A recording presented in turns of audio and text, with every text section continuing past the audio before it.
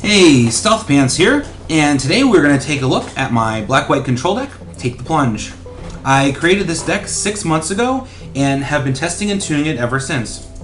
Take the Plunge is a control deck that benefits from being at a low life total.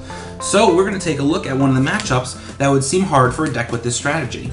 What we're playing against is the very popular blue-white-red, which is a more traditional control deck, and it wins by either attacking you with Snapcasters, Celestial Colonnades, or going over the top by lightning bolting you and lightning helixing you with, repeatedly with Snapcaster or something like that. So what we're going to do is we're going to play our Leyline. This is game 2, but we main deck our Leylines. We main deck 4 of them. This card is an amazing control card. You have hexproof. It stops everything from Thoughtseize, Inquisition, Vendilion Click, to Grape Shot, or Lightning Bolt, or Lightning Helix, all cards that can really affect you if you're a control-y combo deck, or if you're at a very low life total. So we're protected from all of that very passively with Leyline here, protecting us so simply. And we're going to go ahead and play this really slow. Alright, so we play a Marsh Flats. My opponent goes playing a land. We know he's playing control. This is game 2. So here we are. We're going to play Plunge into Darkness. Plunge into Darkness is an amazing card. What it lets us do is pay any number of life. We're going to pay a lot. And we get to look through that many cards off the top of our deck, pick one and put it into our hand. Now this card is amazing because it lowers our life total, which is exactly what we wanted. And also lets us pick out a cards. We're going to look through 16 cards right now. They took search cards out of Modern entirely. They deemed them too powerful. There are no tutors, there's nothing like that. But Plunge into Darkness is an amazing tutor, but with an amazing cost. We utilize that in this deck though, so we actually like that we're losing all this life. So then we're going to do this main phase, even though it's an instant, because we don't want him to untap and then have Remand or Mana Leak. We want to make sure we can go down to 3 life. The reason we want to be at 3 life is twofold. One of them is Avatar of Hope is then a 2-mana 4/9 flyer with the ability to block any number of creatures. This is super relevant if you're trying to control someone. You want to be able to block all their creatures. It also has a huge caboose, so it lets you do that quite easily. If you think about what a Tarmogoyf is, it's a 2-mana, maybe a 3/4, maybe a 4/5 early on in the game. Like, that's a very aggressive, powerful creature, a 4/5 for 2. Well, this guy's a 4/9 for 2, and he flies and blocks any number of creatures, so it helps us control, but also it's actually a very aggressive creature, even though the 9 kind of makes the 4 seem irrelevant. It's really not. It's a very powerful creature. So we're going to go to 3 so we can play it easily. And the other reason that we want to be at 3 life is because our opponent starts at 20, of course, and that makes Death Shadow a 10/10. Death Shadow has the very relevant ability of, or the static ability of giving itself -X, where X is equal to our life total. Our life total is 3. So Death Shadow, it gets -3, and is a 10/10. That means it will be lethal in just 2 hits. Very powerful. When we get off our Plunge here, we get to look through all these cards. We picked out the Cavern of Souls. We know we're playing against blue-white-red control. We don't want him countering our spells, so we take Cavern of Souls. What's really nice about this card in our deck is that Avatar of Hope is, of course, an avatar. That makes a lot of sense. But also Death Shadow is an avatar. So our little avatar tribal thing going on here is really good synergy. One of the many good synergies in this deck. So we have Leyline. We're not worried about getting bolted or anything on his turn, anything like that. So he untaps.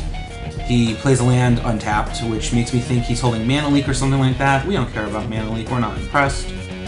We play Cavern of Souls, and we're just going to dump a Death Shadow. A 1-mana 10/10, tap our land, make it uncounterable, 1 land, 1 10/10. It's a pretty good deal. And at 3 life, normally that'd be pretty risky, but we have that Leyline. Now, the thing is, this all does kind of hinge on that Leyline. So, where I could right now play a 4/9 flyer, it's not going to speed up my clock because he's already lethal in 2 turns. I'm just going to sit back, protect this guy from Path to Exile with Phase Shield, protect my Leyline maybe with Phase Shield, leave open a lot of good options. Phase Shield is definitely the best card in this deck. And when we're at less than 5 life, its Fateful Hour is activated, or enabled, I should say, and it gives us even more options, being able to protect ourselves from like lightning bolts, not just our permanents. So he goes and he draws a card, whatever. Our turn. Still not playing this avatar. We're a control deck. We're playing really slowly and peacefully. We're pacing him out. And he jukes us. He was tapped that land for some reason, thinking, maybe wanting us to think he has a path. He ended up not having the path, but if he did, we had the face shield. So he takes 10, and now all of a sudden, our life total being at 3 doesn't seem so crazy for this point in the game, where you normally see a more developed board, a lot of lands, all sorts of stuff like that, with people at these life totals. He only took 1 hit from our creature. He's at 6, we're at 3. This is like a regular game at this point. We've already done all the damage that Plunge has done to us. We've already caught it all up back in this Death Shadow here. So he's going to draw again. He's looking for answers. I assume he's looking for a path. And in fact, what he did find instead was a Supreme Verdict. We have no defense against Supreme Verdict. That card's really good. But while that does resolve and take us away from beating him this next turn, what we can do is just say, you know what, he's at 6. Let's just play a 4/9 flyer. That should be enough of a threat. Now, we're still going to win in 2 turns with just him attacking. So, he plays a tap land, Celestial Colonnade. That could be a potential threat to us, but we're not too worried about it, and it's unable to block right now. It comes in for the tap, of course. You couldn't even activate it if you wanted to. It's now it lands. So, we're attacking with Avatar of Hope. Things are looking good. He goes to 2, and now we have an interesting question to ask ourselves. What do we want to do? Do we want to try and go for it, so to speak, and write this at him? This is like a fling. It's a sorcery speed fling. He has 7 cards in hand, and he's blue, so I don't really want to sacrifice my only creature to try and kill him. Obviously, we could win the game, but I don't feel like flipping a coin. I feel like we're very in control of this game.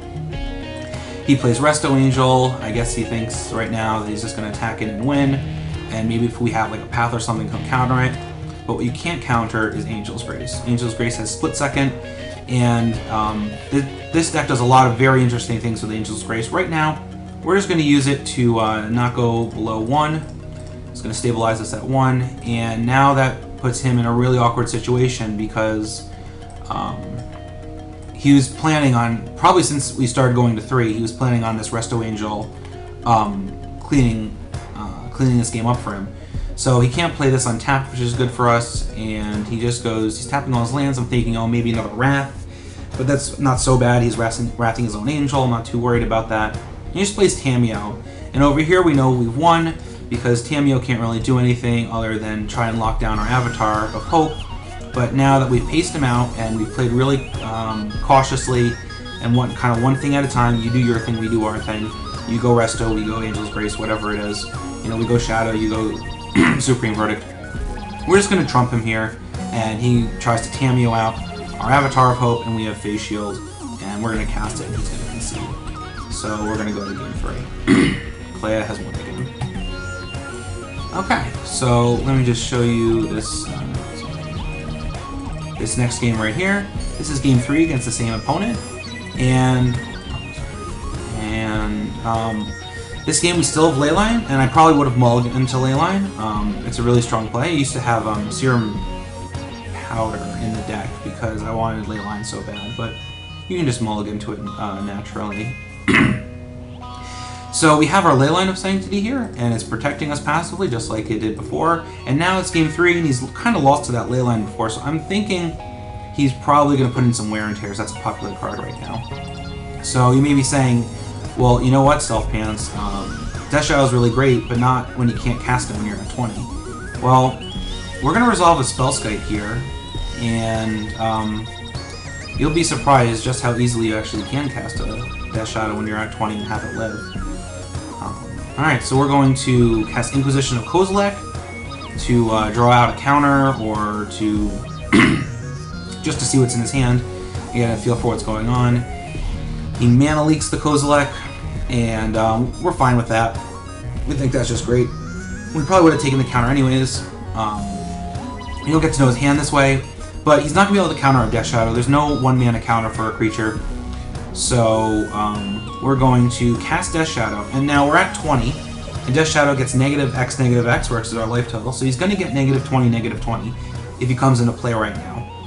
But right now, Death Shadow's on the stack, and Spellskite can target any spell or ability on the stack. Whether it's a fetch land, like Arid Mesa, or it's just a Death Shadow, you can still it's still a legal target for Spellskite. So even though nothing is going to really come of this, other than our life total going down, which normally would be terrible, for us it's a real boon. We're going to target over and over again our Death Shadow, and all these are going to resolve. They're not going to do anything except lower our life total, but that's really all we need. And here it is, our turn 3, and there's our 9/9 Death Shadow. So super relevant 9/9 Death Shadow on turn 3. We had counter protection with that Inquisition. He plays it untapped, so I'm thinking, oh, I hope it's not a Wrath. Luckily it wasn't a Wrath, it's an Isochron Scepter. And he gets a Wear and Tear. There's the Wear and Tear we were talking about for our Leyline. Now, we are definitely in control of this game. We could probably just win with the cards in our hand, honestly, because we have 2 Face Shield, and Face Shield is by far the best card in this deck, as I always say. What we're going to do is we're going to attack with Death Shadow, and I'm doing this before, I'm attacking with him before we Thoughtseize, because I want him to path our Shadow. I want to bait him a little bit. He only has 3 cards in his hand, and we have 3 cards in our hand. If we end up trading all of this, we're just going to beat him in these 2 turns. But you know, assuming only a couple cards get cast each turn, we're the ones with the pressure on the board. If we just trade resources, we're going to win. So he goes to Isochron Scepter, our Leyline of Sanctity. I'm thinking here, well, he would probably only do that if he has a Bolt or something. So I use one of my Face Shields. I feel like it's pretty safe to use one of my Face Shields to protect that Leyline. And now he's at 8, so this is going to be lethal in just 1 turn. And now I'm going to Thoughtseize him. I'm going to go to 2. I look at his hand.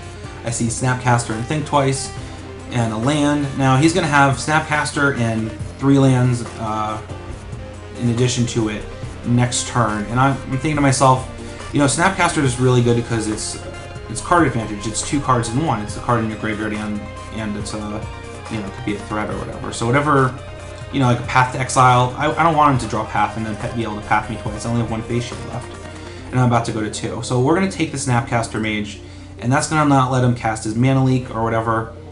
This is just going to be smooth sailing from here on out. So he goes again, he draws Izzet Charm, and this is a pretty good card for him, except, you know, the game is over so quickly that he doesn't have a lot of lands. Blue, white, red really benefits from having a lot of lands in play and being able to utilize that Snapcaster Mage and flashing back whatever's in their graveyard, or flashing back a Think Twice, or it needs a lot of lands to function. That's how it beats you down with Celestial Colonnade, or really wins it anyway. So he uses Izzet Charm here, and I'm not really too worried because I don't know what he could possibly play that would really be able to get around Face Shield, Leyline, and well, Spellskite we can't use, but Face Shield and Leyline. So even if it was Path, we'd have Face Shield.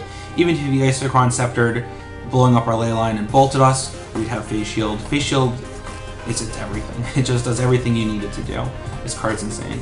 So that was us versus Blue, White, Red. We won our match. Not necessarily the typical control deck, but an interesting one nonetheless. I hope you all enjoyed our video here. If you like what you saw, I stream regularly at twitch.tv/stealthpants, pretty much every night or every other night. I hope you all enjoyed. Please follow along, like, friend, add, all that stuff on Twitch.